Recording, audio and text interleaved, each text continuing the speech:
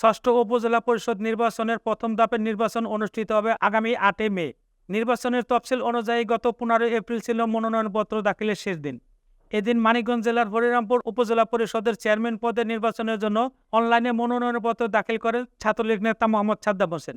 শেষ দিন ১৫ এপ্রিল জেলা রিটার্নিং কর্মকর্তার হাতে হরিরামপুর উপজেলা পরিষদের চেয়ারম্যান প্রার্থী হিসেবে মনোনয়নপত্রের মূল কপি জমা দেন বাংলাদেশ ছাত্রলীগ কেন্দ্রীয় নির্বাহী সংসদের সহসভাপতি, বাংলাদেশ ছাত্রলীগের সাবেক কর্মসূচি ও পরিকল্পনা বিষয়ক সম্পাদক, হরিরামপুর উপজেলা ছাত্রলীগের সাবেক সহসভাপতি, ঢাকা বিশ্ববিদ্যালয় বিজয় ৭১ হলের ছাত্রলীগের সাবেক সহসভাপতি মোহাম্মদ সাদ্দাম হোসেন।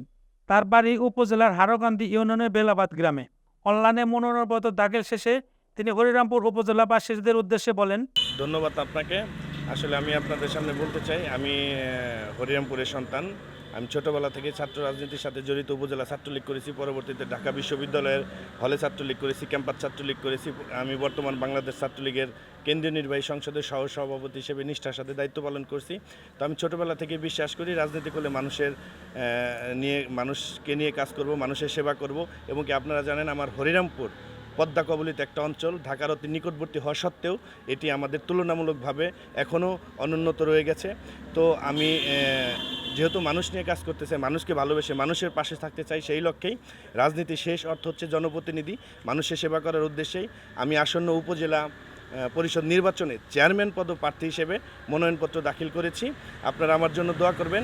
আমি বাংলাদেশ ছাত্রলীগের সহসভাপতি হিসেবে প্রত্যাশা করি হরিরামপুর উপজেলা আওয়ামী লীগ, ছাত্রলীগ, যুবলীগ, শ্রমিক লীগ, কৃষক লীগ, স্বেচ্ছাসেবক লীগ সকল অঙ্গ সংগঠন আমার পাশে থাকবে।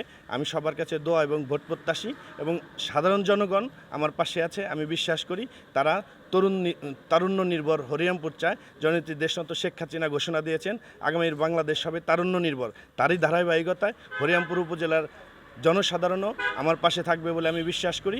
আমি হরিরামপুরের জনসাধারণকে অনুরোধ করব আমাকে ভোট দিয়ে জয়যুক্ত করুন। আমি যদি জয়ী হই হরিরামপুরকে একটি উন্নত উপজেলা হিসেবে গড়ে তুলতে, হরিরামপুরকে এগিয়ে নিয়ে যাওয়ার জন্য যত ধরনের কাজ করা দরকার আমি করব ইনশাল্লাহ। আপনার হরিরামপুর আসলে একটি মূলত পদ্মা ভাঙ্গন কবলিত। আপনার বিশেষ করে আপনার হরিরামপুর লোকজন ঢাকায় ব্যবসায়ী বেশি, প্রবাসী আছে ব্যবসায়ী বেশি, এবং বন্যা কবলিত যে নদী ভাঙ্গন আছে তাদের উদ্দেশ্যে এবং যারা ঢাকায় ব্যবসা করেন তাদের উদ্দেশ্যে যদি আপনি কিছু বলতেন। আসলে আমাদের ঢাকার অতি নিকটবর্তী হওয়ার কারণে দেখা যাচ্ছে যে আমাদের অঞ্চলের বেশিরভাগ মানুষ ঢাকামুখী, অর্থাৎ শহরমুখী, তাদের জীবিকা নির্বাহের জন্য। পাশাপাশি আমাদের হরিরামপুর কৃষি নির্ভর অঞ্চলও। আমাদের নদী ভাঙনের কারণে বিশাল একটা অংশ চরাঞ্চল হয়ে গেছে, সেখানেও অনেক মানুষের বসবাস।